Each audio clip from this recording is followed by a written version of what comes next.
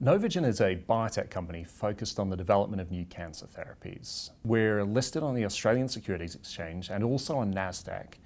And although our company has been around for a number of years in different guises, we've largely reconfigured the company in the last 12 months by bringing in new talent, by broadening the pipeline of the company, and really establishing Novogen now as very much a clinical stage drug development organization. Our lead program is a drug for brain cancer, and specifically for the most common and the most aggressive form of brain cancer, a disease called glioblastoma. And that drug has completed phase 1 human trials. So we've got great data now that speaks to the safety of the drug. And our plan is now to take it forward into a phase 2 clinical trial to show the efficacy of the drug. That'll be starting in the second half of this year. We also have a drug in phase 1 human trials for ovarian cancer. That started in December of 2016, and that trial's underway. So we're looking forward to seeing new data from that clinical trial towards the end of this year or beginning of next year.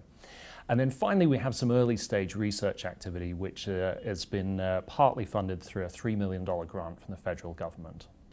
Well, the early stage program, which has been funded through a $3 million grant from the federal government, is focused on discovering some new targets for cancer drugs. We're looking at the structure of the cancer cell based on some research from University of New South Wales and University of Boston in the US.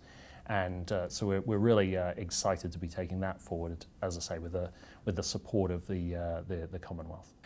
Our company is focused largely on partnering with other larger companies to look for undervalued opportunities that are not strategically prioritized, which we can take forward and add value to. So the transaction we did with Genentech at the end of last year, a part of Roche, the world's third largest pharmaceutical company, is a great example of this. We've taken a drug that is we believe, full of promise, but is not quite strategically prioritized for Genentech at the moment. And we're looking to show the validity of that drug in brain cancer. We're certainly interested in exploring that model with other companies. This is something that has been done successfully by other biotech companies. There are examples in the United States and in Europe of companies that have very successfully partnered with Big Pharma to take forward these unprioritized, deprioritized assets and make great drugs available to patients by doing so.